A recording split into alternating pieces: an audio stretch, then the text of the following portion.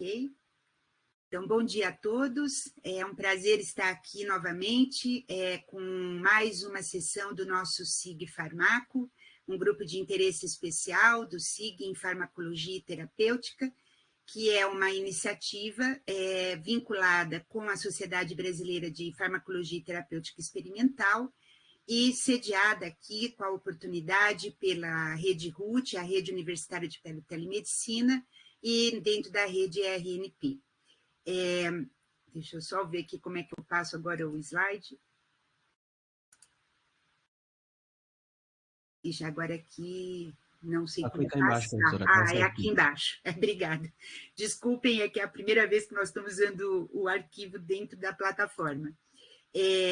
Bom, esta iniciativa, então, ela já está no seu 6º ano de atividade, né? Então, celebramos 5 anos em fevereiro deste ano, e é uma iniciativa para o uso desta estrutura de vídeos e webconferências para reduzir as distâncias geográficas e estimular a integração e colaboração em ações de ensino e pesquisa em farmacologia e terapêutica no Brasil.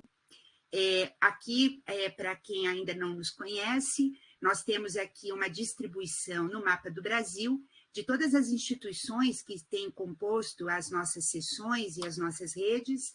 Então, são 21 instituições com a rede RNP Física e de webconferência, basicamente envolvendo aqui as universidades estaduais e federais e seus hospitais universitários, e outras instituições representadas, e no total nós temos mais de 54 instituições, fora os que nos assistem agora pela nova plataforma, pela sessão ao vivo da rede RCC. Bom, ao longo desta palestra, então, nós manteremos todos os microfones mudos. Para quem quiser, há um botão de closed captioning, que vocês podem escolher a língua para ser registrada, né, para aqueles que estão em língua estrangeira. Nós temos aqui o chat, que a gente pede que todos os que estão entrando registrem seu nome e a sua instituição, e ao longo da apresentação, por favor, se tiverem comentários, perguntas, ao longo da apresentação vocês podem ir colocando. Então, nessa estrutura, eu estou fazendo essa primeira introdução. Meu nome é Maria Cristina Avelar, eu fico aqui na Unifesp, na Escola Paulista de Medicina, e eu integro um grupo que faz parte da coordenação desse SIG Farmaco.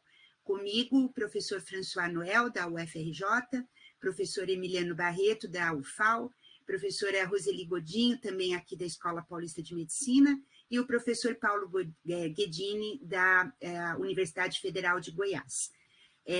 Então, eu já agradeço a participação deles, eles também estão aqui na sessão e ajudam, eu estou moderando, e hoje eles ajudam aqui no apoio logístico. Gostaria também de já agradecer a presença do técnico Jefferson, da rede RNP, que também nos dá assistência aqui na sessão. Então, após eu terminar isto, eu vou, então, fazer uma breve apresentação do nosso palestrante, que aí terá em torno de 30 a 40 minutos para fazer a sua apresentação, e aí abrimos, então, para o debate, com o encerramento às 10h30 da manhã. Então, eu gostaria de dar as boas-vindas ao professor Norberto, que está aqui com a gente hoje. Estávamos aqui conversando, o professor Norberto é uma honra a gente ter aqui ele estando com a gente nessa sessão de SIG. Nos conhecemos de algumas iniciativas educacionais, né, principalmente a nossa participação com um grupo de ensino que fazemos parte junto à FESB, a Federação de Sociedades de Biologia Experimental. E o professor Norberto, ele tem a graduação dele em Biologia na Universidade del Valle da Colômbia. Ele estava aqui dividindo com a gente que ele nasceu, né, na Colômbia, veio para o Brasil, fez o mestrado, doutorado em Fisiologia pela Faculdade de Medicina de Ribeirão Preto, né, na USP Ribeirão. Seu pós-doutorado foi feito no Medical Center da Duke University, nos Estados Unidos, e ele ocupa já há alguns anos a posição de professor titular do Departamento de Fisiologia da Faculdade de Medicina da USP de Ribeirão. Ele é bolsista Produtividade do CNPq, orientador de 2 programas de pós-graduação, um de pós-graduação em Fisiologia e outro de pós-graduação em Neurologia e Neurociências, também pela Faculdade de Medicina da USP Ribeirão Preto. Bom, descrever aqui o currículo do professor não dá tempo, porque senão ele não dá a palestra. Ele tem um currículo bastante excepcional, eu diria, e inspirador, porque dentro das suas atividades, eu acho que ele cumpre, né, tudo aquilo que a gente vê entre as vertentes no ensino, na pesquisa e na extensão. Então, dentro da pesquisa, ele tem, além da sua atividade como orientador, né, as atividades em ensino, e ele concentra os seus interesses em pesquisa na área de neurofisiologia, no eixo básico clínico e em várias temáticas, né, em vários tópicos, que inclui, por exemplo, desde a avaliação comportamental, a neuroetologia quantitativa, até estudo de algumas patologias, como entender, né, a parte molecular das alterações de controle motor, por exemplo, epilepsia, transtorno obsessivo compulsivo, Parkinson, e também tem várias atividades de pesquisa que eu tenho certeza que ao longo da palestra dele ele vai direcionar para a parte de educação, mas se alguém quiser comentar também depois, ele pode dar mais detalhes, né? Mas, de uma certa forma, é uma pessoa que eu vejo assim meio 360 graus para tudo, né? Tem mais de 180 trabalhos publicados nessas áreas de atuação, possui várias distinções acadêmicas, foi membro, né, sênior eleito da Neurobiology of International League Against Epilepsy, que faz parte de uma das linhas de pesquisa que ele faz. Internacionalmente, faz parte de revistas internacionais, com o editorial board de algumas revistas. Recebeu o título recentemente de doutor honoris causa da Universidade de Salamanca, na Espanha, medalha ao mérito na menção Cruz de Ocero, no Conselho Municipal de Santiago, na Colômbia, da onde ele veio, né? É membro aqui no país da Sociedade Brasileira de Fisiologia, da Sociedade Brasileira de Neurociências e Comportamento, a SBNEC, e da Liga Brasileira de Epilepsia.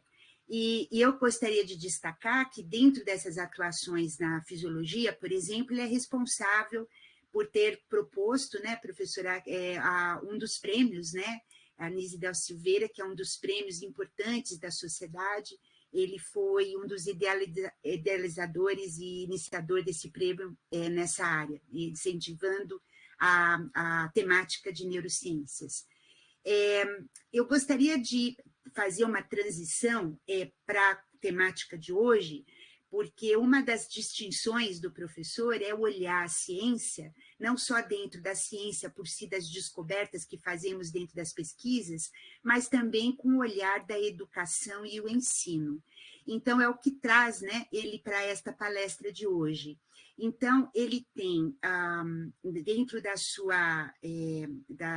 suas funções, hoje a função de coordenador, junto ao Instituto de Estudos Avançados da USP, dessa temática, né, que é olhar, fazer a rede Ciência, Arte e Educação, que é esse projeto Ciem Artes, que ele é coordenador, e dentro desse trabalho existem várias coisas que ele vai nos contar hoje.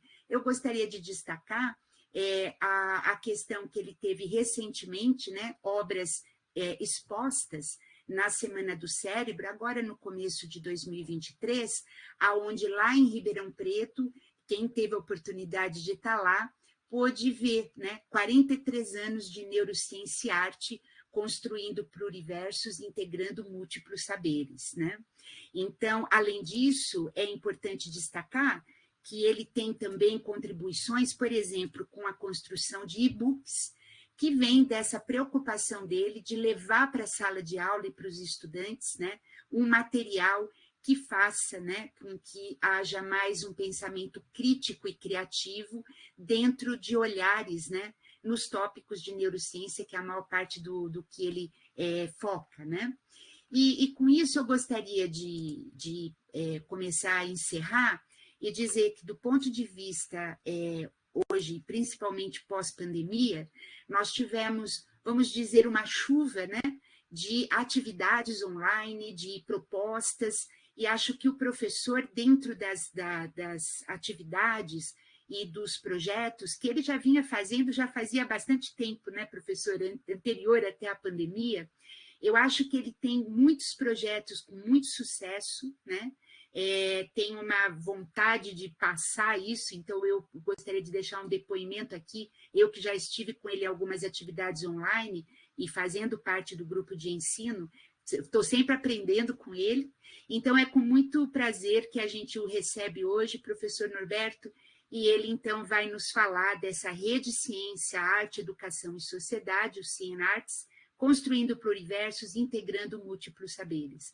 Obrigada pela participação, e aí, agora a sessão é sua. Eu vou tirar a minha apresentação aqui para o senhor inserir a sua. Tudo bem. Me fala aí se estou, de fato, compartilhando aqui. Ó.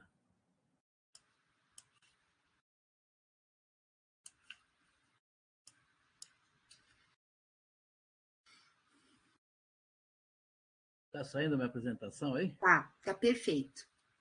Bom, gente, bom dia. Muito obrigado, Maria Cristina, assim, todo o pessoal da rede, por esse honroso convite para estar com vocês aqui hoje.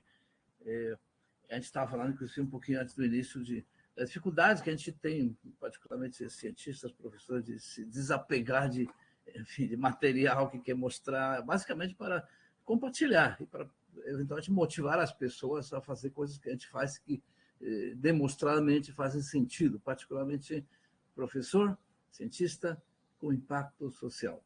Então, é uma honra enorme estar aqui e no cenário que é muito nosso, o cenário justamente do ser humano pensante, ser humano que pensa. Eu tenho aqui um montão de slides, eu queria passar muito rapidamente, porque certamente são imagens, muito mais do que discussão de eventuais estatísticas e coisas do tipo. Eu queria simplesmente compartilhar. Esses 43 anos são a parte da minha vivência no Brasil, mas certamente eu devo a minha vida. A Colômbia é o país onde eu nasci, Cali, a cidade originária, e eu vou falar um pouquinho disso lá no final. Essa rede Ciência, Arte, Educação e Sociedade, CIENARTES, ela começou a acontecer 12 anos atrás, dentro do IEA, mas ela basicamente é o produto justamente de todos esses devaneios, pensamentos que eventualmente não se concretizam porque a nossa universidade, em geral, isso não é apenas Brasil, o mundo, eu digo geralmente engessada, ela é muito posta em medidas quadradas que impedem que as áreas conversem entre elas. Então, essa minha apresentação hoje é uma conversa. É uma conversa de seres humanos com seres humanos emocionais, seres humanos racionais, e numa mistura que certamente só pode dar certo. E a ciência que a gente faz nos nossos, digo eu, castelos encantados, enfim, catedrais, ou casulos, que a gente se isola gigantemente da sociedade, ela só pode ser ou fazer sentido para a sociedade na medida que a gente faça ela palatável, e não no sentido de deturpar, infantilizar, no sentido de fazê-la crível, fazê-la, enfim, fazer parte do cotidiano das pessoas. Então, eu vou passar esses slides. Primeiro, obviamente, agradecer a escola na qual eu me formei, tanto na Colômbia como no Brasil, desde os anos 80. Aqui agradeço certamente o professor Miguel Covian, que foi o fundador da Fisiologia. Aqui os meus primeiros alunos de iniciação, primeiro técnico, primeiro aluno de doutorado, etc. E, obviamente, agradecimento a todas as escolas de todas as épocas. Meu cérebro, eu digo para os meus alunos, e digo aqui, ele não é mais o mesmo, porque ele foi influenciado, modificado, modelado por todas as pessoas que pensaram comigo esse caminho longo da ciência, certamente da educação. O mundo, como a gente o vê, depende muito justamente desses modelos. E eu gosto muito dessa questão das constelações, de como culturas ancestrais, 5 ou 10 mil anos atrás, eventualmente muito mais, a gente não tem, enfim, registro disso, mitos ancestrais explicações sobre o universo, constelações, por exemplo, nos levaram aqui. Por exemplo, a Ursa Maior, talvez uma evidência do Oriente Médio ou greco-romana, enfim, tem essa forma, esses astros sendo conectados por essas linhas. Mas, por outro lado, eu tenho aqui a constelação da Ema, que é Guarani, eventualmente algum tipo de junção de pontos estelares feita por indígenas da Amazônia. Qual dessas versões está errada ou equivocada ou é a correta? Basicamente, todas elas são visões corretas. Depende do ângulo, depende do ponto de vista, depende da cultura.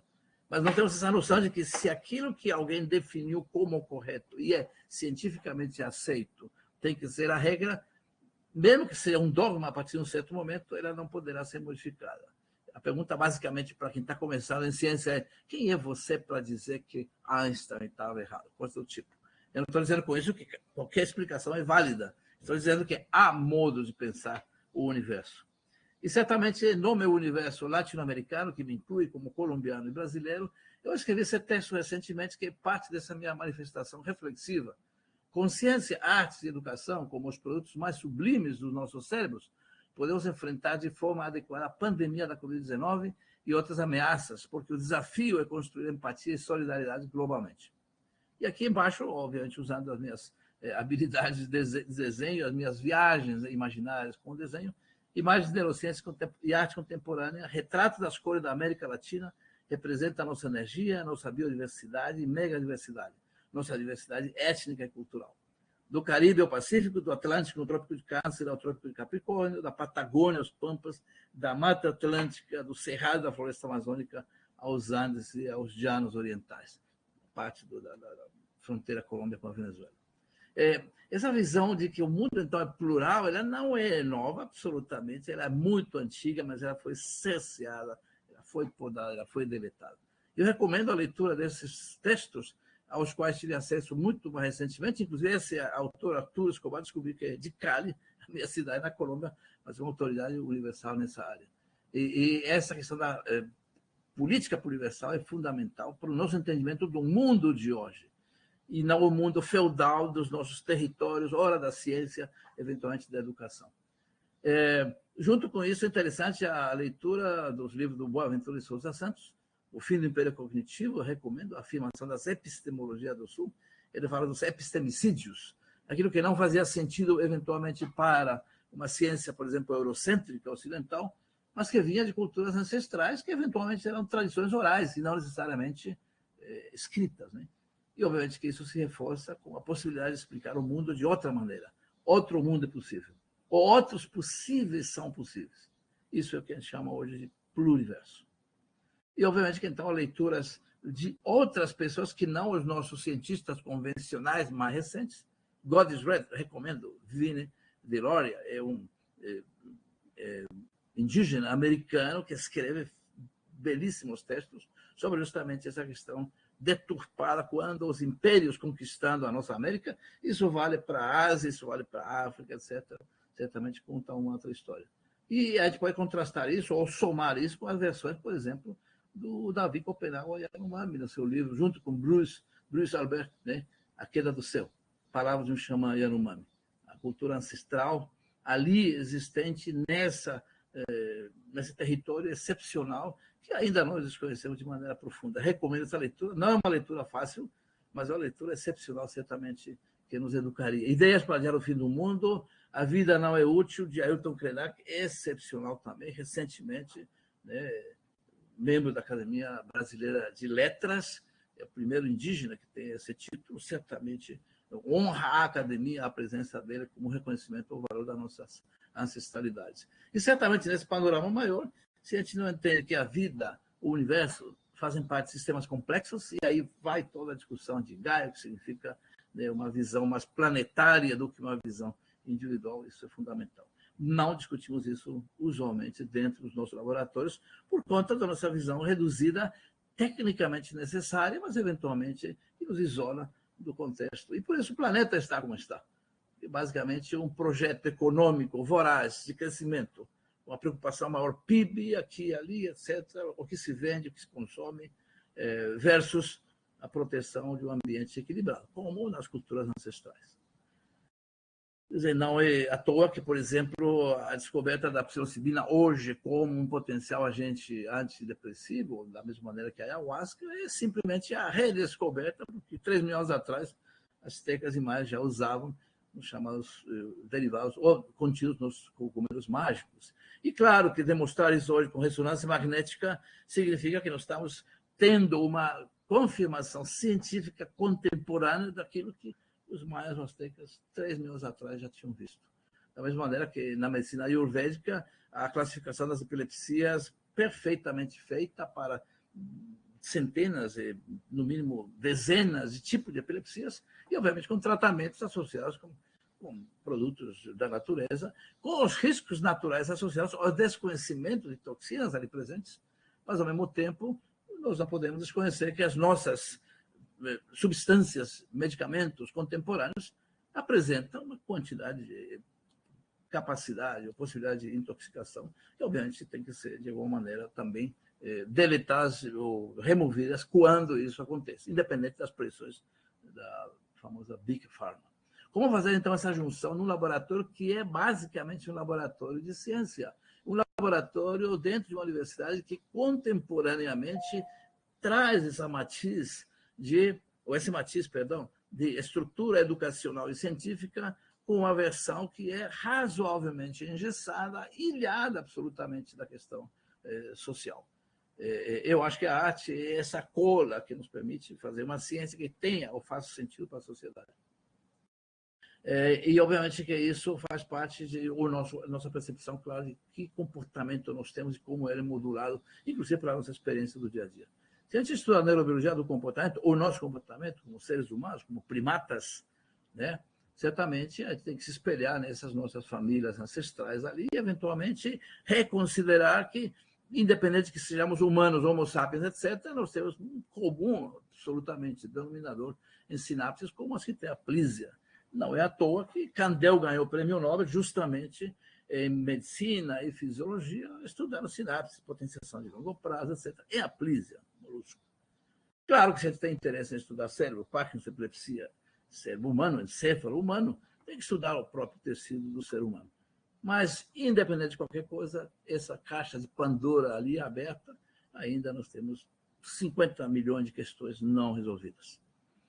Mas o ponto crítico para essa determinação do que fazer, o que é predominante, o que é crítico, o que é prioritário em ciência e educação, o que se faz que tenha ou não impacto social, somos nós. Eu digo que nós somos pensadores, e aqui o ícone do pensamento, Rodin, né, Le Penseur, somos pensadores e o nosso pensamento poderá ser criativo ou destrutivo conforme o nosso julgamento de impacto social. Basicamente, o uso do frontal. Quantos tipos de pensadores dentro de nós? Eu fiz essa brincadeira comigo mesmo. Nós somos basicamente um primata. Nós somos um macaco elaborado, com uma cognição excepcional, mas nós podemos ser basicamente um torcedor de time de futebol. Nós podemos ser um ser trivial, convencional, da rua. Podemos estudar ou não, podemos virar um artista, eventualmente podemos virar um cientista. Isso basicamente nos faz seres singularmente plurais. Cada um de nós convive diariamente com a vontade de ser artista, mas não há tempo que sou cientista. Eu quero tocar violão, mas eu estou estudando medicina. Eu quero fazer desenho, mas eu estou fazendo engenharia. Eu recomendo para todos fazer ter essa percepção de que é possível fazer tudo isso de maneira harmônica, equilibrada, mas as instituições têm que reconhecer que a produtividade aliada apenas, no caso do cientista, a papers, a teses, etc., não basta, porque a saúde mental associada com essa produção apenas simplesmente está sendo deteriorada de maneira excepcional, no sentido negativo.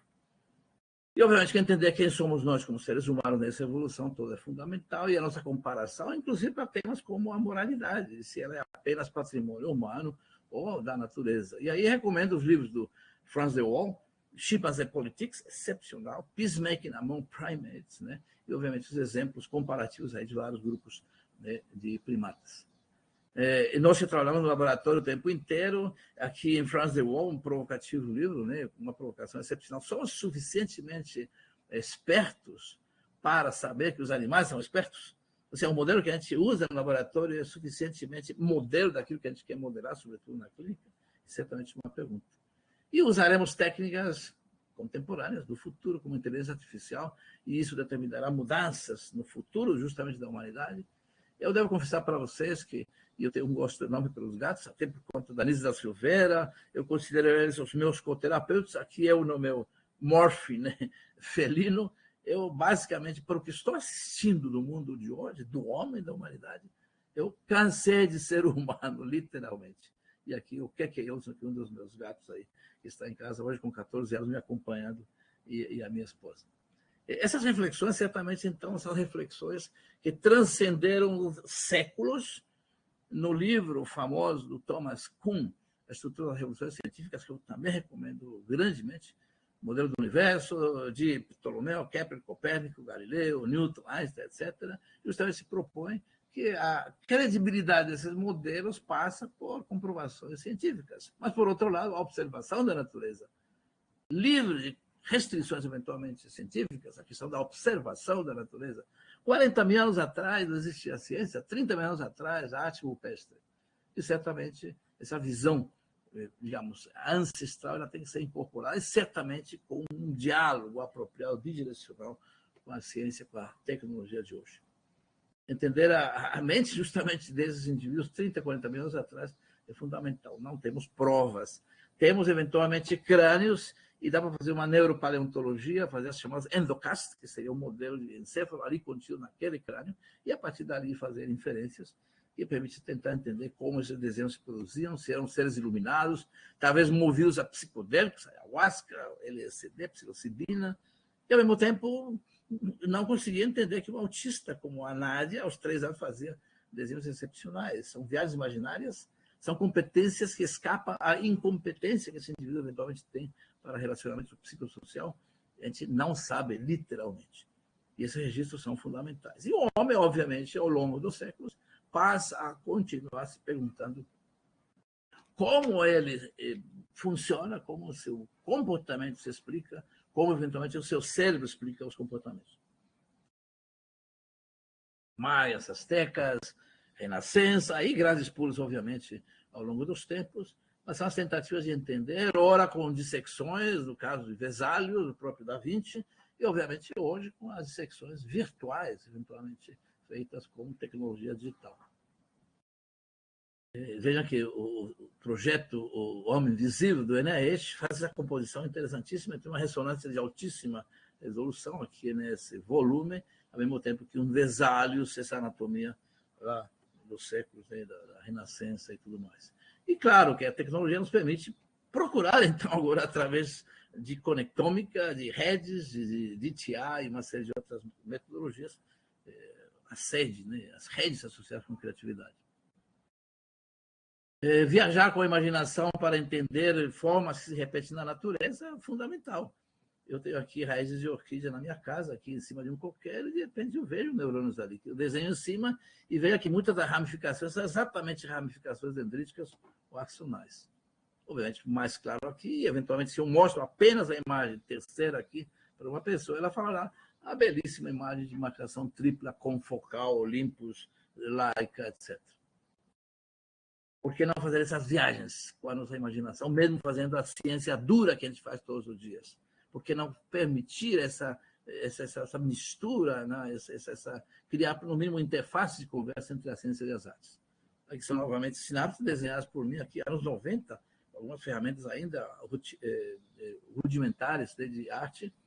Aqui uma lioa no meio para falar de comportamento e o substrato neural, eventualmente movimento associado com essas redes, e, eventualmente, alguém mergulhando numa rede desconhecida, etc. São viagens imaginárias feitas arte, mas com conteúdo científico de fundo. E aqui, por exemplo, no MIT, o Media Lab mostra como é possível fazer o que eles chamam o ciclo de Krebs da criatividade, numa junção de arte, ciência, engenharia, desenho. E aqui uma aluna minha do laboratório, que é artista plástica, fez doutorado comigo, e aqui ela desenhou memórias, uma idosa tricotando as suas memórias, virou capa da Epilepsy Behavior. Por que um cientista não se permite fazer isso? E ela tinha dúvida, professora, eu quero ser cientista, mas eu sou artista. Posso ser os dois? Seja. Por que a instituição não permite? Por que isso não aparece no Lattes de maneira destacada, assim como a questão de gênero, a questão de ser mãe, a questão de ser, eventualmente, uma pessoa diferenciada em uma certa área, porque isso não aparece. Porque nós somos engessados, literalmente.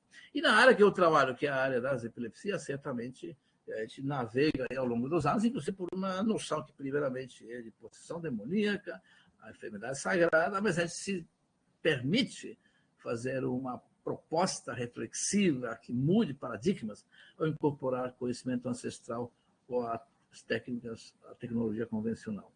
Nesse sentido, o mudante de paradigma é um desenho do hipocampo, tomado aí da internet, mas, por outro lado, aqui você tem os desenhos do Carral, 1906, quando ele ganhou o Prêmio Nobel, e aqui microscopia confocal com BRDU, mostrando de fato que existe neurogênese ou proliferação celular em cérebro adulto, coisa que Carral, da sua época, negou, e até os anos 70, 80 foi negado, inclusive, pelos papas da neurobiologia do desenvolvimento. É um mito que durou anos, praticamente século, e que foi, obviamente, detonado. Como chegar com essa informação para a sociedade? Certamente expor as pessoas a esse conhecimento via divulgação, extensão. Essa criança aqui observando esse cérebro humano, de fato, aqui na Praça 15, durante a Semana do Cérebro, se maravilhando. Esse cientista aqui fazendo embaixadinha na Praça 15, mostrando que ele é um ser de carne e osso. Ontem estava fazendo essa aula com o aluno da medicina, mostrando embaixadinhas, como colocar com o Ronaldinho, eventualmente, e mostrando que nós somos seres humanos pensantes, criativos, mas, ao mesmo tempo, de carne e osso, que sentimos dores, temos enxaqueca. E essa criança aqui à esquerda, admirada de ver esse cérebro com uma mistura de medo e, ao mesmo tempo, admiração. Professores como o professor Mascarenhas, físico, químico, professor emérito da USP, infelizmente falecido um ano atrás, próximo de crianças, jovens, de tenra idade, expostos justamente à sabedoria dessas pessoas para que eles possam, de alguma maneira, desmistificar esse nosso distanciamento da ciência. E levar esses jovens aqui, esse menino de 15 anos comigo, aqui no Asta, durante a Olimpíada de Neurociências, em São Paulo, quase 400 crianças. Fundação da Semana do Cérebro, para colocar justamente esse nosso conhecimento à disposição da sociedade, e na Praça 15, aqui em Ribeirão Preto, e montar esses toldos com 24 mesas expostas, fazendo oficinas de emoção, depressão, arte, inteligência artificial, etc., etc.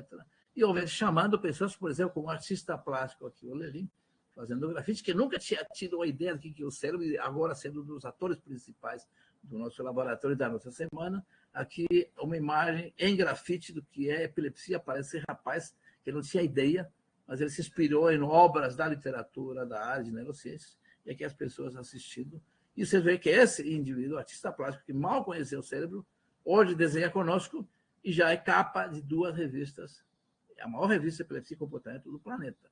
Lelim tem 2 capas conosco, uma feita no Prédio Central da Faculdade de Medicina aqui e outra na Praça 15, no centro de Ribeirão Preto. E aqui, então, justamente esse é o nosso contato com o pessoal na rua, outros artistas, e aqui, novamente, devaneios, desenhando para não pirar, isso é absoluta pandemia.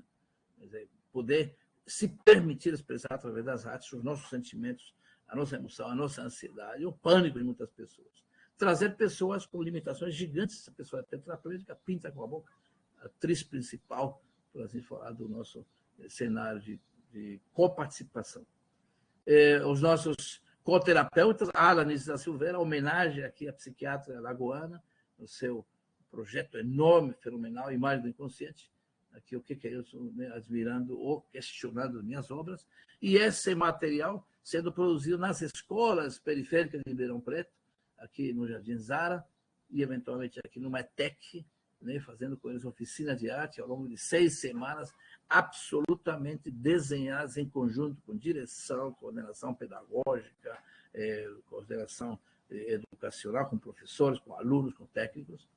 E, obviamente, que o cenário de fundo disso tudo é quem tem acesso, de fato, a essa educação. Porque nós fazemos ciência dentro de uma universidade, USP, Unifesp, que seja, qualquer universidade, mesmo as que têm menores recursos, num cenário de oportunidades pequenas. A grande maioria das pessoas do mundo, do planeta, não tem acesso a essas oportunidades. O fundo é a violência, a desigualdade que continua sendo permanente pelo mundo afora. E, evidentemente, que o pensamento que vem dessa junção de ciência com a arte, nos permite transcender essa questão apenas econômica do crescimento dos países para a questão que tem a ver com o crescimento da qualidade de vida das pessoas. Nós estamos num mundo onde, eventualmente, essas distorções e assimetrias existem, onde a necessidade de ter um celular conectado o tempo inteiro passa a ser prioritária e concorrente com a possibilidade de viver. Nós estamos num mundo onde nós determinamos ações, e aqui belíssimamente retratadas por Robert Sapolsky no seu livro Behave, o nosso comportamento, como eu já disse lá no começo, né? O nosso pensamento, o impacto social, que depende do nosso frontal, da nossa percepção de mundo além dos limites da nossa individualidade.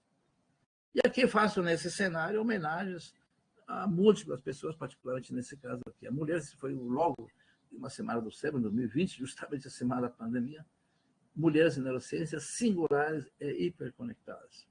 E aqui, homenagem a todas as mulheres que passaram pelo nosso laboratório, destaco aqui homenagem a todas as mulheres do mundo, certamente, reconhecimento especial às minhas professoras, minhas colegas de ciência e educação.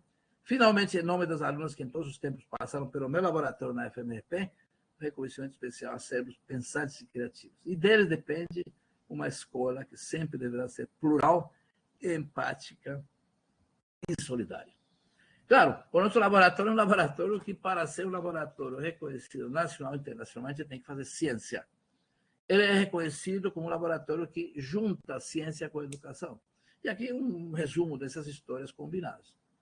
Mas é um laboratório que também faz arte e ela não é conflitante com as ações acadêmicas ou científicas.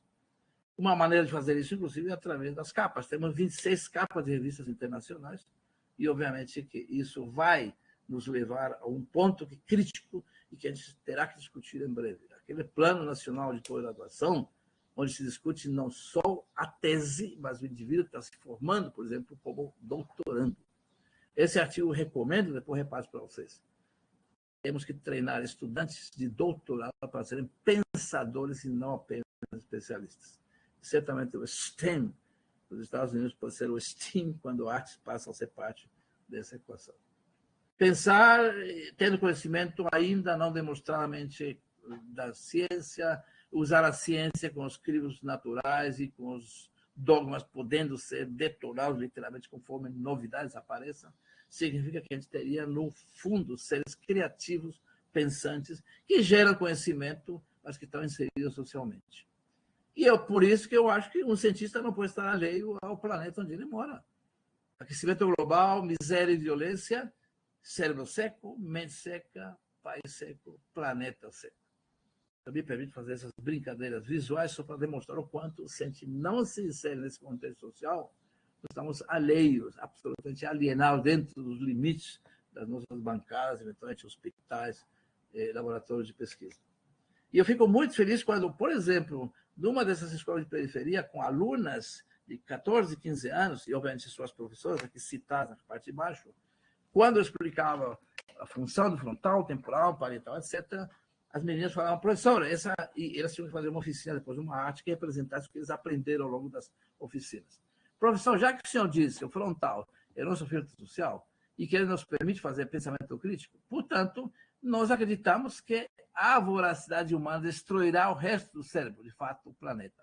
Vejam, essas meninas, aos 13 anos, fizeram uma metáfora excepcional, onde o frontal é esse monte de cifrão aqui, torrando o resto, uma queimada, avançando em direção a essa floresta, que o cérebro, você vê que os limites entre os lobos são rios. É uma floresta cérebro-planeta. Excepcional. No momento que alguém fala que a Terra é plana, ter alunos de 12 anos com essa percepção metafórica, eu acho que é um sinal de esperança para o futuro. Poder congregar pessoas para pensar o nosso mundo plural, eu propus com esse desenho e a mesa redonda na inauguração da reunião da SBNEC em 2020, justamente, ano da pandemia, para fazer visão ética do mundo e do comportamento.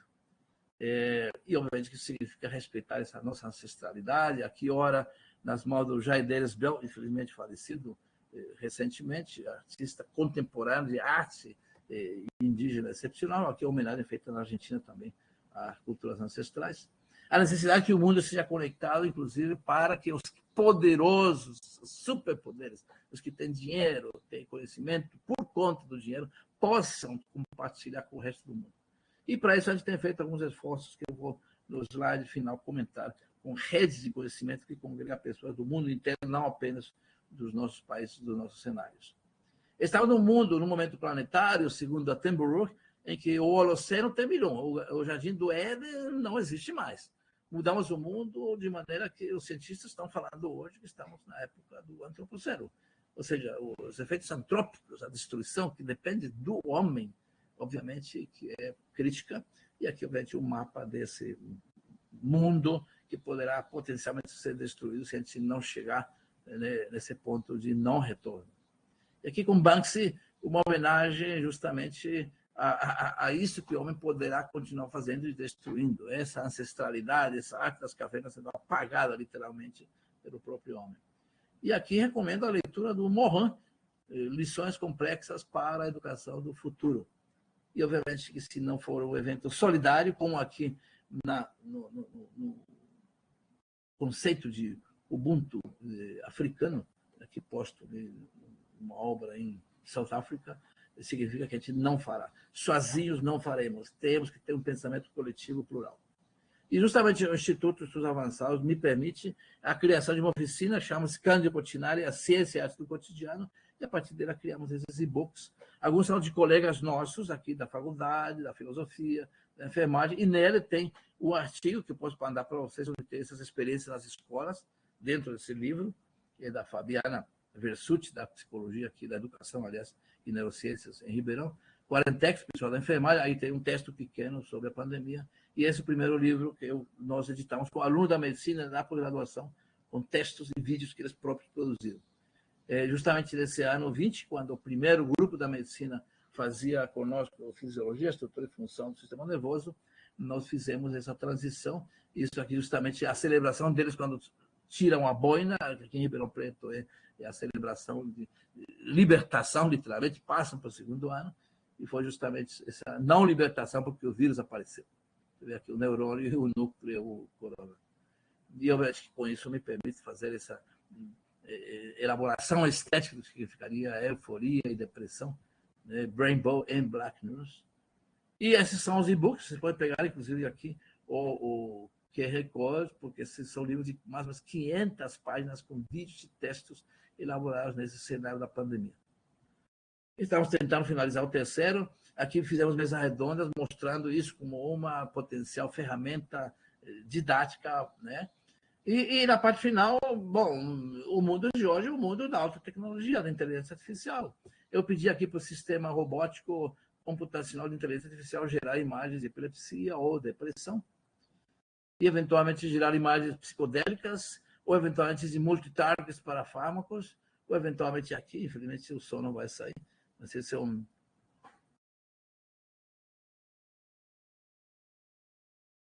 Está dando para ver mexer. Ok. Mas, de qualquer maneira, dá para ver o movimento, né? Dá para ver. Isso. Então, basicamente, nós, dentro desse cenário de altíssima tecnologia, que é inevitável. E certamente, no meu caso, eu posso ilustrar simplesmente o quanto nós podemos usar isso para as nossas aulas, para as nossas percepções do que significa conhecimento, ao mesmo tempo, elaborações mais artísticas. Incorporar isso à ciência de hoje é absolutamente inevitável. Inevitável. O professor Tom Insa, que foi diretor do Instituto Nacional de Saúde Mental, propôs um projeto chamado Fenotipagem Digital, não há tempo para discuti-lo. Aquilo que a gente incorpora no nosso celular, se recapitulado, se retomado, se analisado, gera informação muito mais importante, em muitos casos, que os biomarcadores para depressão e suicídio, por exemplo. Podemos discutir isso numa palestra aí, posso dar para vocês em algum momento. A concepção de que a psiquiatria tem que evoluir, chama-se psiquiatria evolutiva, Good Reason for Bad Feelings, belíssimo livro do Randolph Ness.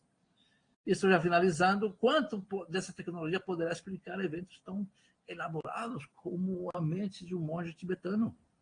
Poderemos detectar informação que vem de cérebro de pessoas com coma. Esses dois indivíduos à esquerda estão em coma, estado vegetativo profundo. Esse indivíduo à direita é normal. Os três estão se imaginando jogando tênis. E esse que está em coma e esse normal tem elaborações gigantescas dessas redes, como se fossem basicamente os mesmos. que nós estamos perdendo do universo desse indivíduo que, estando em coma, ele basicamente nos preocupamos com que ele respira ou está deglutindo ou não. Esse é normal, está conectado. Esse está desconectado, de certa maneira. Mas veja a complexidade desse cérebro. Ignorância nossa, absoluta. O que salvará a neurociência? Eu sou absolutamente fã desse comentário do Jim Bauer. O dia que a gente parar de usar o nosso modelito de cérebro, o nosso protocolo específico, e passar a compartilhar. Compartilhar significa ir para os congressos, para os encontros, fazer o que estamos fazendo aqui hoje. Aqui o McNamara da Duke, onde fiz meu postdoc, a professora Karen Gell, de Georgetown, sucessor dele, a Patrick Fortieri, nosso colaborador hoje, alunos meus no Congresso Americano de Epilepsia e aqui o pessoal da Secretaria Americana de Epilepsia. Levar cérebros nossos para os Estados Unidos e comparar, vir a capa da Neurobiology Disease, Fortieri, em Georgetown, nós, em Ribeirão, animais epiléticos, Geppers, Sprague-Dawley e aqui Whisters. Compartilhar com o pessoal de Salamanca, a parte de expressão gênica, e compartilhar esse animal que nós produzimos em Ribeirão Preto, hoje está disponível no Rat Research Center nos Estados Unidos. O mundo inteiro poderá usar esse animal. Isso é compartilhamento. Compartilhar nosso conhecimento através de eventos. A cada 5 anos, desde 2008, nós realizamos esse evento chamado Neuroscience, inclusive, veja o nome, Contemporary Neuroscience, Epilepsy and the Arts. Fizemos depois 2013, depois fizemos 2018, e agora, uns 3 semanas atrás, terminamos 2023. Esse evento mereceu que, em Baltimore, no Americano de Epilepsia, ele fosse chamado para falar dos nossos volumes especiais, que hoje são gratuitos. O primeiro volume, 13 artigos, foi um suplemento, eu paguei $50 mil, metade FAPES, metade CAPES. Hoje, desde 2013, 2018, 2023, 30 artigos gratuitos, cada um custaria $3 mil. Essa é a socialização desse evento. Esse é justamente o evento de 23, e aqui a palestra inaugural, onde falei de toda a história do nosso laboratório, as contribuições, e a parte final, palestra de encerramento, justamente juntando todo esse conhecimento vindo das várias áreas. Homenagem à família do nosso laboratório, pré-congresso, a esse evento. Aqui aparece a primeira aluna do laboratório, 35 anos atrás, aluna de medicina, e aqui os alunos da medicina, que alunos de iniciação. E no meio, personalidades excepcionais, técnicos, alunos que são hoje docentes em Alagoas, Minas Gerais, em vários lugares. Márcio Moraes, atual presidente da SBF, foi o meu aluno de doutorado. E, finalmente, bom, esses eventos que realizamos a cada 5 anos, desde 2008, 2013, 2018, 2023, aqui os nomes que ao longo de 3 mil anos determinam o que significa para essas culturas epilepsia, e aqui os nomes que significam aconchego, solidariedade e empatia através das culturas pelo mundo afora. Vejam os lugares de onde vieram as pessoas para esse evento de 2008, as que vieram para 2013, 2018 e agora 2023. 2023, 30 palestrantes, 15 homens, 15 mulheres vindas da Austrália, da Índia, da África pela primeira vez, da Europa, República Checa, Irlanda, Itália, dos Estados Unidos, México, Colômbia, Brasil e Argentina. Esse laboratório que permite que eu faça essa loucura que juntar literalmente ciência, arte com educação, é um laboratório feliz. Eu sou uma pessoa feliz, eu não uso antidepressivo, ansiolítico, nem nada para dormir, nem nada para acordar, me sinto realizado e tenho milhares de pessoas que dão energia, e particularmente essas 2 centenas, pelo menos, de alunos que passaram pelo nosso laboratório. Neurociência e arte, com certeza, poder escrever, desenhar aqui ayahuasca digital, uma viagem sem ayahuasca, sem LSD. Vou desenhar aqui uma rede neuronal dentro de uma rede, uma teia de aranha. Isso é uma teia de aranha na galera da minha casa. Isso aqui são neurônios. Isso aqui seria o círculo de Shaw para medir ramificações dendríticas. E, finalmente, ganhar o honoris causa em Salamanca. E aqui com os meus alunos que foram comigo, meus técnicos, minha esposa. E estar junto com a Laura Segato, uma antropóloga argentina. Não estava conosco, mas também ganhou nesse lado. Caetano Veloso e a Ângela Durão, socióloga espanhola, significa reconhecimento muito mais do que o cientista ao ser humano. A esse ser humano que certamente voltou a Cali depois de ganhar esse prêmio, com esse colega aqui que está na Austrália também, que morou numa morro de Cali dos 2 aos 7 anos, e lá fomos dar uma oficina de ciência e arte para alunos de hoje, e com eles fazer neurônios com coco, com raízes, mostrar aquecimento global, etc. ter essa realização significa reconhecer muitas pessoas que estão comigo. E recomendo que isso aconteça sempre. Não há como fazer esse trânsito solitariamente. No momento dos 43 anos de neurociência e arte do laboratório, eu destaco criatividade, pluralidade, inclusão, visibilidade, divulgação, fazer ciência com alegria, construir resiliência. E, finalmente, não é possível construir uma via onde o homem seja prioritário sem ser objeto de atos de solidariedade. Eu tenho certeza de que, ao final dessa empreitada, a solidariedade sempre esteve presente comigo. Sem tantas pessoas atrás de mim, ao meu lado, ou iluminando o meu caminho, essas histórias simplesmente não existiriam. Agradeço vocês hoje por estarem escutando essa corrida rápida sobre mais de 40 anos, certamente os 71 que eu tenho, e agradeço certamente a todas as entidades que fazem possível que a gente possa fazer ciência e educação, e particularmente ela com impacto social. Eu aqui finalmente dançando cumbia, que é a maior dança colombiana com minha esposa, que é brasileira.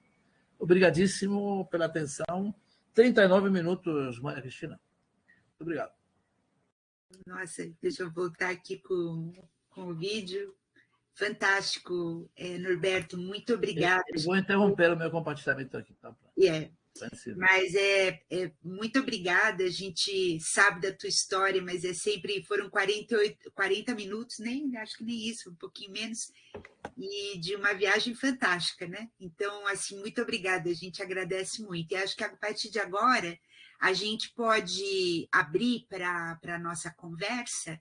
O professor François está pedindo para falar pelo áudio. Eu acho que esse tipo de palestra é difícil, às vezes, expressar uma pergunta, um comentário por escrito. Por favor. Então, nós vamos deixar aberto, só que assim, a gente só vai pedir que quem quiser falar, se quiser usar o microfone, seja breve, claro, porque o destaque hoje é o professor Norberto, mas acho que a gente abre hoje especialmente para quem quiser fazer as perguntas ou os comentários pelo áudio. O professor François, o primeiro. Realmente é muito difícil de colocar o que eu ressenti durante essa palestra por escrito. Primeiramente, quero parabenizar, obviamente, e fica um pouco assustador, né, observar a quantidade de ações, de atividade que você conseguiu ao longo da sua carreira, né? Isso pode até um pouco deixar as pessoas pequenas, né, frente ao desafio que seria. Mas, evidentemente, eu acho que nem todo mundo precisa alcançar seu nível dessa interação e fazer coisas mais simples. Esse é o depoimento, desculpa, mas eu precisava fazer. Muita emoção de ver o que você alcançou e que transmitir para a gente. A pergunta, primeira, talvez, historicamente, a arte era vista um pouco pelos cientistas como auxiliar, ajudando a desenhar quando não tinha microscópio, quando não tinha máquina fotográfica. Isso, evidentemente, mudou e tem que mudar, né? Que não seja a arte em serviço da ciência, mas a ciência em serviço da arte e, se possível, uma melhor simbiose, né? Queria que você comentasse um pouco essa sua percepção dessa história de compartilhamento ciência e arte. Bom, em princípio, em primeiro lugar, François, muito obrigado pelo seu comentário. A intenção, de fato, não é assustar as pessoas com o quanto eu fiz, porque certamente, de certa maneira, loucura, quer dizer, como que você consegue fazer esse tipo de coisas? A outra questão é, não fazendo, a minha saúde mental estaria comprometida. Então, de alguma maneira, não deixa de ser uma questão compulsiva, de alguma maneira. Então, isso não é exatamente sanidade mental, digamos. Então, não é recomendável. Não faça isso sem falar com o médico, como se fala popularmente. Não. Sem caricaturas. É mostrar, talvez, esse múltiplo número de opções. Nos e-books, se vocês forem ler, vão aparecer justamente depoimentos dos alunos dizendo como eu não continuei fazendo o que eu fazia. Porque sempre vi conflito entre fazer medicina, engenharia, o que for, e a arte, ou fazer algum tipo de uso de um instrumento musical, ou mesmo fazer esportes. Então, talvez detonar esse mito de que você não consegue, porque está sendo cientista ou estudante, continuar fazendo arte.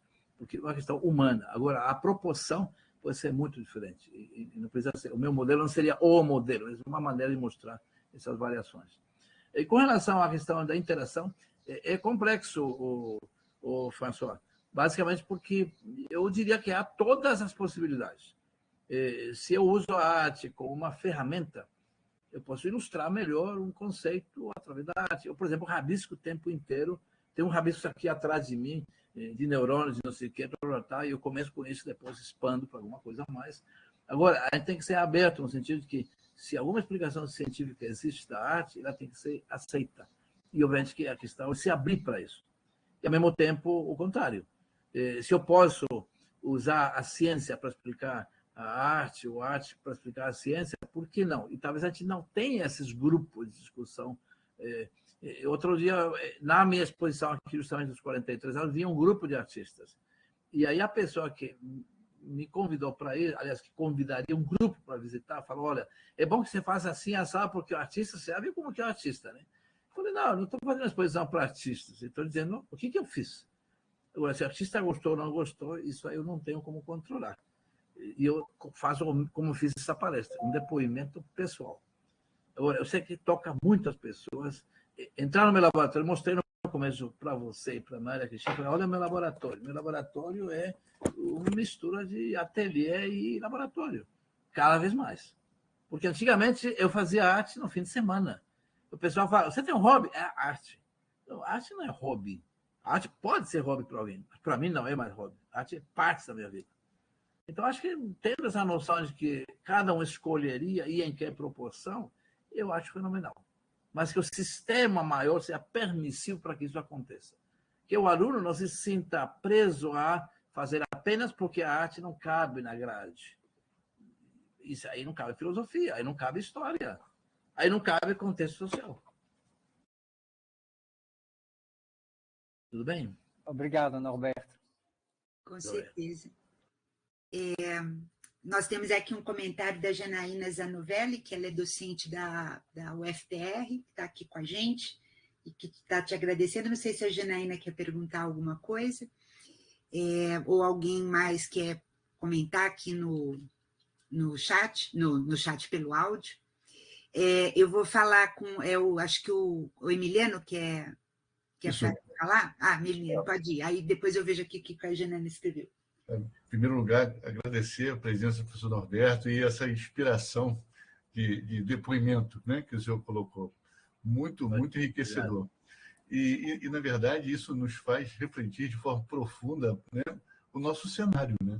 Então, hoje, tendo o prazer de assistir o senhor dando esse depoimento de vida, o senhor já tem toda essa vivência aí que pode, né, apresentar com toda a solidez e toda a consistência essa interação viva entre ciência e arte.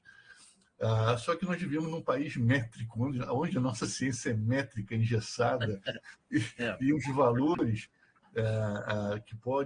que podem vir da arte, né, auxiliando, contribuindo com a ciência, muitas das vezes não são considerados. Aí, na verdade, é uma reflexão do senhor, né, que eu pergunto ao senhor. O senhor também acabou de comentar que no começo fazia arte nos finais de semana. Essa arte nos finais de semana era para que durante a semana atendesse às métricas da pesquisa brasileira, e hoje se sente mais sólido e consolidado para transcender essas paredes nos finais de semana e a todo instante. Ou nós, os jovens, os mais jovens, como eles podem vencer essas barreiras, essas métricas, né? Se isso a comunidade pode fazer uma coisa, ou temos que esperar quem faz as métricas mudar as métricas? Como é que o senhor vê essa associação no cenário nacional? Obrigado. Bom, Emiliano, primeiro, muito obrigado pelos comentários. Sempre me entusiasmam mais ainda e talvez me façam reconhecer que eu devo insistir, continuar. Eu falo para os meus alunos que até meu último ATP estarei insistindo nessa missão de congregar os saberes, né, os pluriversos. É uma questão difícil. Eu devo dizer que lá para o começo, quando eu cheguei da Colômbia e comecei a pós-graduação, eu fui o ilustrador do curso de verão, da apostila, porque eu já desenhava. Então, eu via alguém, tipo, vamos tirar a adrenal, vamos tirar a hipófise, vamos fazer uma castração. E eu falei, tá bom, mas peraí, deixa eu pegar aqui uma canetinha, um lápis, eu ia desenhando enquanto o evento acontecia. Tem então uma apostila lá para trás, dos anos 80, que eu desenhei as práticas. E um dia estava na UFMG e alguém mostrou um desenho, eu falei, aliás, eu estava dando uma palestra e mostrei, e o meu N tem uma característica, um N assim meio gótico, né? E eu falei, professor, esse N é do Norberto. Ah, então o senhor é o autor daquela apostila? Bom, a UFMG tinha adotado aquilo, eu não sabia. Enfim, então eu fazia, e eu ouvia o comentário já como apoiador na época de que eu fazia arte porque eu não tinha o que fazer. Ah, você está desenhando? Você não tem o que fazer? Como não tem o que fazer? Estou fazendo uma questão que é útil, que me encanta, que eu gosto. E se eu tenho habilidade, passo para repetir. Então, começa com essa questão pessoal. O que você acha desse comentário? Eu confesso que quando eu fui contratado na USP como professor, eu desenhava acanhadamente na minha casa, eventualmente aqui até no laboratório, porque os meus colegas agora professores falavam a mesma coisa. Você não tem o que fazer? Ficar desenhando. Quando eu tive chance de agora, com o mínimo de consistência como professor e pesquisador, isso é real, eu não ia virar o artista da USP que foi contratado para dar aula na medicina. Ele não foi dar aula porque estava pintado em casa, né? Só que a partir do momento que eu consegui, e não demorei muito para fazer isso, as apostilas começaram a aparecer, o pessoal solicitar, ilustrar aqui e ali, então, obviamente, que isso deu espaço para que crescesse essa parte. E então passei a desenhar no laboratório. Na pandemia, então, isso explodiu, porque, enfim, os desenhos representavam medo, ansiedade, buracos negros, que era o que todo mundo estava passando. E eu conseguia transmitir isso para os meus alunos, ou eles me transmitiam através do piano que eles tocavam em casa, mas que nunca tinham exercitado durante a sua academia. E nesses vídeos que vocês vão ver nos e-books, aparecem justamente depoimentos pessoais, íntimos, de famílias que eu nunca teria tido acesso no presencial. Porque a pandemia encurralou todo mundo e eu, talvez, com a resiliência construída por conta das artes, consegui aguentar o tranco um pouco. Custo emocional, né? O cara não sabe, né? E aí, muitos desses alunos, eu tenho até hoje alunos que eventualmente estão afastados por depressão, ou abandonaram, ou alguns tentaram suicídio. Vocês sabem disso. E a arte foi excepcional para... Agora, como mudar isso no país da métrica, você falou lá para trás? Eu acho que chamando pessoas, eventualmente, não apenas eu, tem um monte de gente. O projeto do Steven Rehen lá na Maré, o Arte na Maré, no Rio de Janeiro, Serra Pilheira, São Paulo, bibliotecas, eu me inspirei muito em coisas que aconteceram na Colômbia. Bibliotecas Parques de Medellín, capital mundial do crime na Colômbia, hoje capital mundial de inovação. Cali, minha cidade, capital mundial do crime por conta dos cartéis. E por isso fui naquela favela onde eu morei. Porque eu não ia dar palestra para falar de Salamanca. Eu fui lá naquele lugar onde eu morei, com 2 a 7 anos, para fazer uma oficina de ciência e arte. E falar para eles, olha, vocês poderão ser eu amanhã. Eu saí daqui. Agora, oportunidade, se ela não existe, nada feito. E se a métrica não inclui isso, e nós, quem é a CAPES, Miliano? Quem é a FAPESP? Eu tive negado esse projeto de evento internacional com 30 palestrantes na FAPESP uma semana antes. E eu solicitei reconsideração e ele foi reconsiderado uma semana antes. Porque alguém entendeu que os currículos eram muito abaixo do que a FAPESP exigiria. A pessoa mora em Gana, faz doutoral, neuropediatra e trabalha com traditional healers. 80% dos africanos procuram o curandeiro antes de ir para o médico. Se o curandeiro resolve, por que ele vai no médico? Se eu for no médico para tratar depressão e só tem Prozac e eu tenho intoxicação como os opioides da América do Norte, com toda a dependência que está gerando, então não é a ciência de hoje apenas.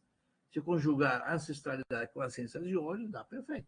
E as palestras que fizeram a pessoa de Quênia e de Gana aqui, e da Índia, estou falando de medicina ayurvédica, e não descontextualizada da ciência de hoje, não. O saber ancestral, né? A oralitura, como se fala, e literatura é escrita, oralitura é tradição oral.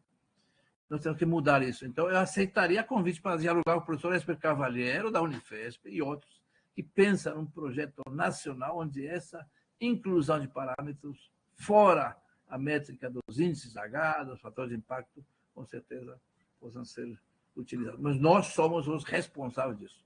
E o nosso aluno convivendo conosco, nós organizamos esse evento aqui com os alunos, eles não contratam, a gente não tem dinheiro para contratar uma empresa. Então, esses alunos convivendo com você, passam aí nas escolas, passam a perceber que esse contexto social é fundamental. Se o professor não for o modelo, o aluno não vai fazer porque é exigido dele. Ok, professor, muito obrigado.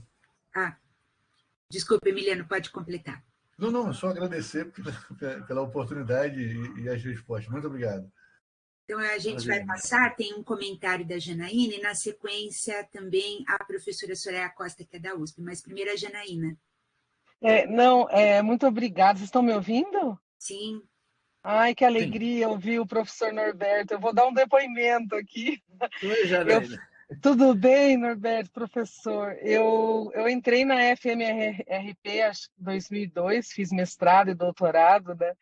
E o professor, fiz cursos de disciplinas de pós-graduação com o professor Norberto, e ele era muito temido e respeitado pelos alunos naquela época, pela excepcionalidade do pensamento crítico e já da junção da temática ciência com arte, que era uma coisa que eu particularmente não verbalizava, mas achava aquilo ali algo de extrema inteligência e capacidade, falava, meu Deus, que homem, que cientista é esse, né? Eu lembro que ele desenhava muitos gatos com neurônios, era uma coisa, eu sei que ele gosta muito de gatos, e eu ficava impressionada, porque eu gostava muito de arte também.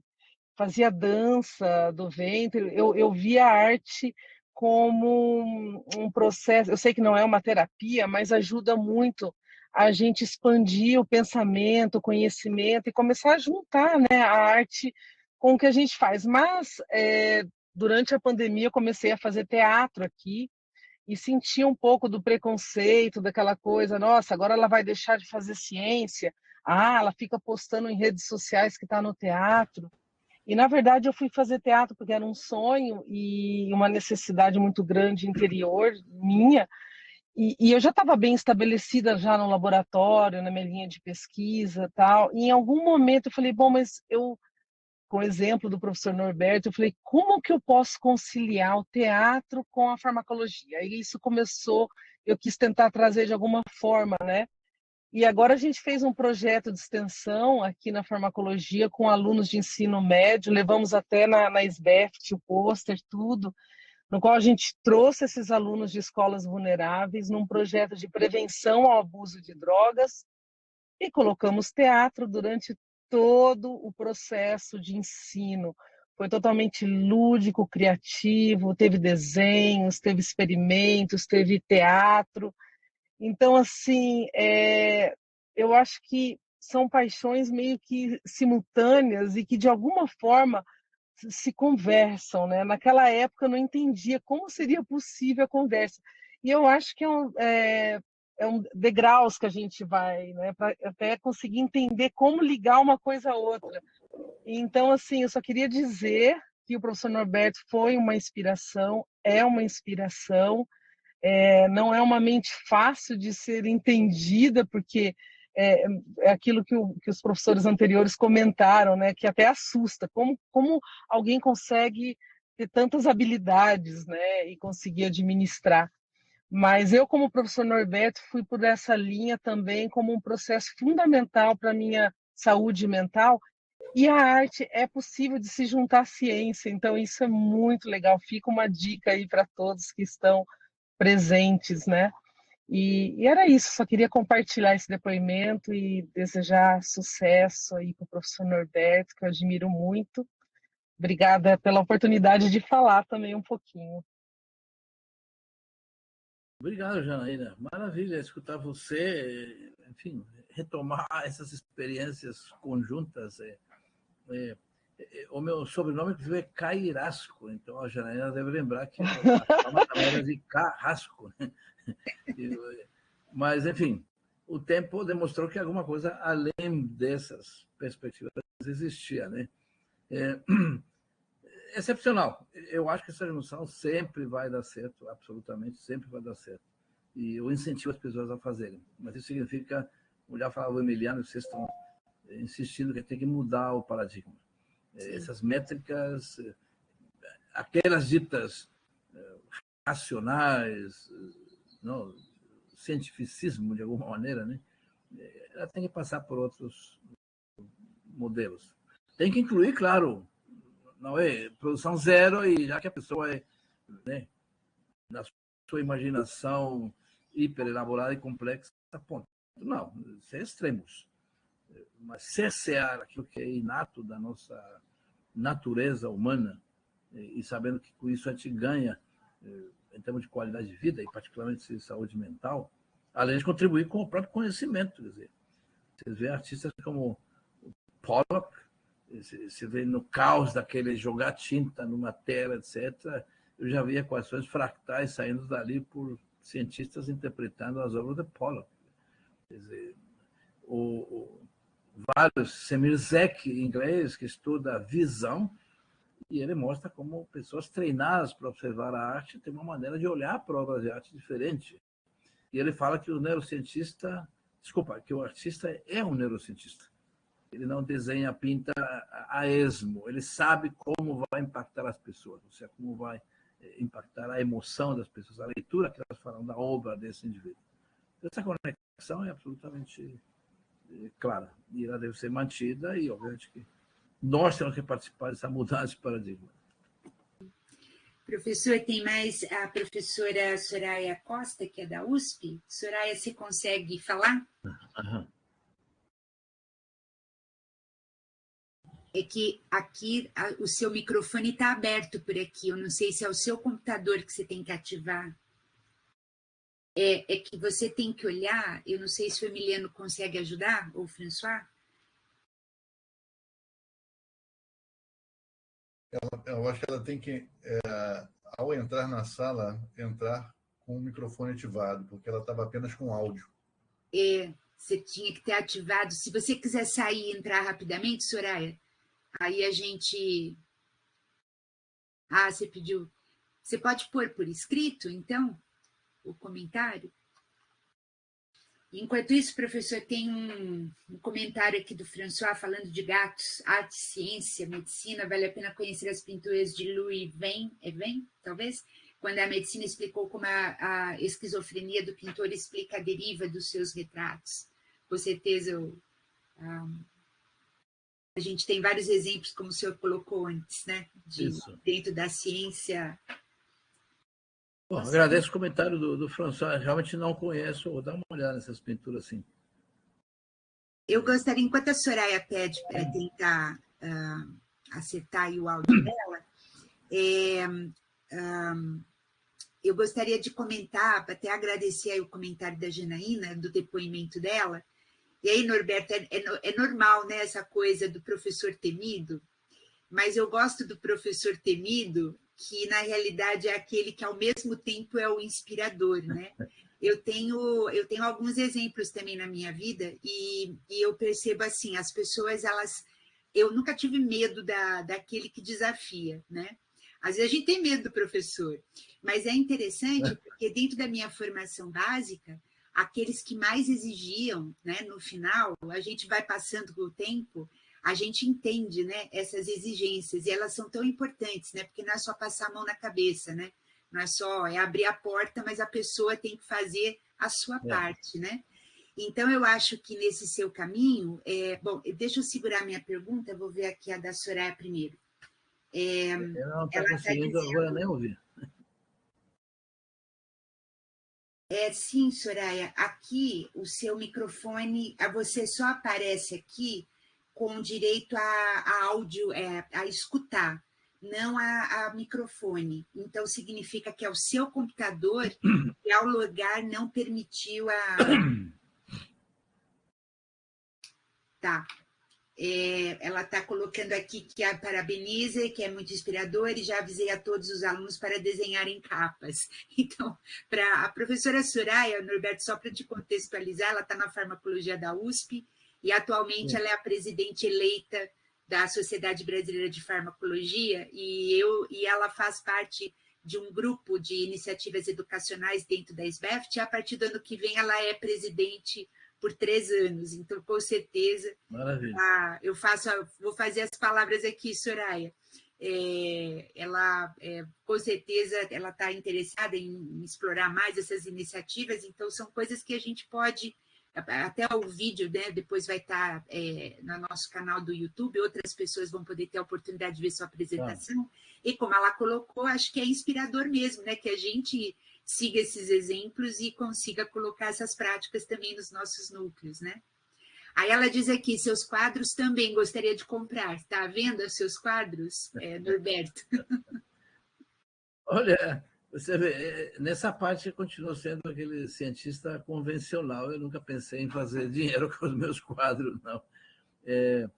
Mas eu estou pensando seriamente em montar uma espécie de fundação, um instituto, para ajudar crianças, pessoas em condições de vulnerabilidade, e que os meus quadros, eventualmente, ou meus desenhos, virem algum tipo de material que possa ser vendido. Talvez fazer um NFT, né? Aqueles non-fungible tokens, né? Uma maneira de fazer um leilão virtual, mas com o propósito de que esse dinheiro arrecadado vai auxiliar grupos periféricos, escolas, eventualmente dar bolsas para essas pessoas se auxiliarem. Então, ter com esses meus desenhos e essa versão neuroartística, o impacto para a sociedade. Dependendo do quadro, Soraya, eu encaminho para você uma cópia em versão alta resolução, você imprime e moldura se quiser, mas os outros quadros que estão aqui, inclusive na minha sala, que são desenhos à mão na época do mestrado, doutorado, eles, basicamente, em algum momento, talvez alguém vai expor em algum lugar, né? Mas, em princípio, não estão à venda, né? Eu lembro, eu vou fazer um depoimento aqui rápido. O professor Covian, que fundou a fisiologia, eu convivi com ele alguns anos aqui em Ribeirão, na minha pós-graduação, e depois mesmo quando eu voltei da Colômbia. Mas na pós-graduação, eu lembro que ele um dia comprou 2 quadros meus e falou: Norberto, vou te ajudar, a tua bolsa acho que não está muito boa, então eu te compro esses 2 quadros. Eu vendi. O professor Covian faleceu e eu imediatamente fui na sala dele e peguei de volta os quadros. Eu sei que estou sendo gravado aqui, mas os quadros voltaram para mim antes que algum intruso pegasse e levasse para algum lugar. Então, eles estão comigo hoje. Mas eu nunca pensei nessa vertente. Para falar a verdade, tem um quadro que eu comprei daquele artista que pinta com a boca, está aqui comigo, o original, que eu acho uma expressão enorme de resiliência, né? E uma simpatia, chama Daniela Caburro, é de São Carlos. Ela faz parte daquele grupo de pintores com a boca e com os pés, né? E outro que é da Malu, aquele que tem o hipocampo e o frontal, que uma pessoa idosa pintando, de fato, tricotando as memórias. É uma poesia visual aquilo lá. E eu ganhei dela de presente, então está comigo. Eu interajo muito com ela hoje, uma pessoa excepcional, chama Maria Luísa Dalcol. Ela é de formação em fisioterapia e ela é a fisioterapeuta da Prefeitura de Londrina. E a gente tem projetos conjuntos nessa área. Ela trabalha, por exemplo, com arte, atendendo pessoas de uma Cracolândia de Londrina. Um dia ela me falou: professor, meu projeto acabou, não sei o que faz. Eu falei: mas acabou por quê? Os pacientes foram embora, não tem mais na rua. Eu falei: putz, o seu projeto foi um sucesso excepcional, né? Então, se uma pessoa que tinha dúvida de fazer ciência ou arte, eu falei: faça as duas. E hoje faz as duas coisas, excepcionalmente. Então, e com o comentário da Luciane Vera, que é da UFMG, está te parabenizando, né, pela apresentação, pelo trabalho inspirador, e ela fala de uma exposição para mostrar à sociedade qual bela e interessante a nossa ciência. A exposição ficou, né, em Ribeirão no início desse ano, né? Isso. E aí eu acho que fica aqui uma sugestão. A Soraya está sem o microfone, mas eu falo, vou me permitir falar por ela. Exatamente, Soraya, então já estou com a missão aqui. O nosso congresso da SBEFT, o ano que vem, vai ser em Camboriú, em Santa Catarina. Uhum. E sempre no congresso nós temos na área já há alguns anos a gente faz isso, nós temos na área que fica associada ao pôster e à parte dos estandes, sempre tem um stand da SBEFT, onde a gente divulga materiais e tal. Então, seria interessante, Soraya está dizendo que depois conversa, então, com o senhor e talvez considerar uma exposição de alguns materiais seus durante o nosso congresso do ano que vem. E aí, claro, se for possível, a gente pode... Aí a Soraya fala, porque ela vai ser presidente o ano que vem, aí ela vai estar com mais propriedade, mas isso seria bem legal de ter essa possibilidade, né, presencial. O congresso é presencial o ano que vem, né? Super legal.